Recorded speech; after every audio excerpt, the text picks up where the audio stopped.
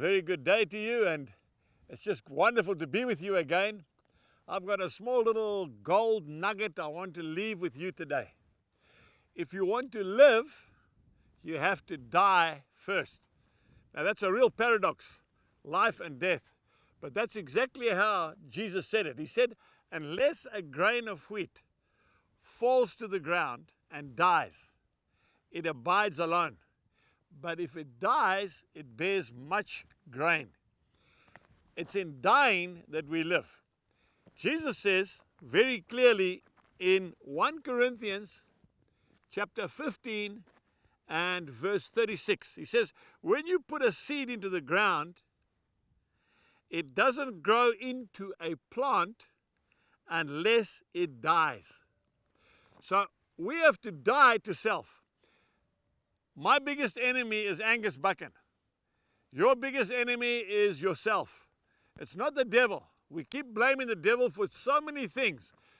Folks, I want to tell you something. On this program, we never give the devil any place because he is worthless.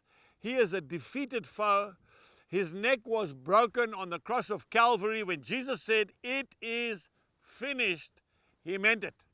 The only thing that the devil can do to you and to me is to tell us lies. He is the father of all lies. He is the deceiver of the brethren. So today, if we make a choice that we are going to die to self and live for Christ, He will ensure that we produce good fruit.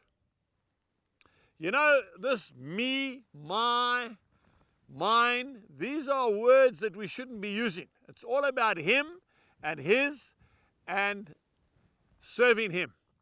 Because every time we put ourselves first, folks, they talk about the I in the word sin. S-I-N. That equals sin. When we start to become self-centered, we become, full of self-pity. Woe is me. Why is it always me? Well, it's actually not about you.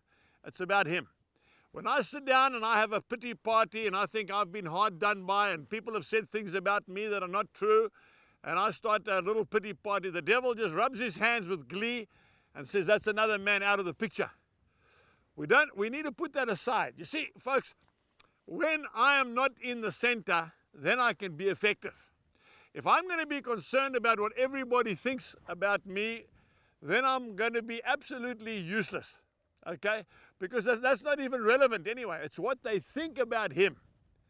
And when we put Jesus Christ in the center of our lives, then we start to bear fruit. You see, if you take that kernel, that seed, whether it be a maize seed, whether it be a wheat seed, a barley seed, or even a mustard seed, and you store it away safely in a storeroom, it will never grow. You try to preserve it, it will never produce anything. But when you put it in good soil, cover it up, it starts to die. It actually rots, it decomposes, and then new life comes out of it. And out of the dead seed, much new seed is produced. And that's why Jesus says, if you want to live, then you have to die. Okay? Paul says it so beautifully in Galatians chapter 2, verse 20. He said, I have been crucified with Christ. It is no longer I who live, but Christ who lives in me. The life I now live in the flesh, I live by faith in the Son of God who loved me and died for me. So there is your nugget today. You want to have a life abundantly? Well, give it to Jesus. Start to serve others. Start to prefer your brother and your sister to yourself, and all of a sudden, you'll be free. You'll be like that eagle. You'll be able to soar up into the high places, because it doesn't really matter what people think about you. You don't have to prove anything. You just have to serve Him. And all of a sudden, you'll find God will start to use you to produce bountiful fruit. He said, I came that you might have life abundantly. Goodbye.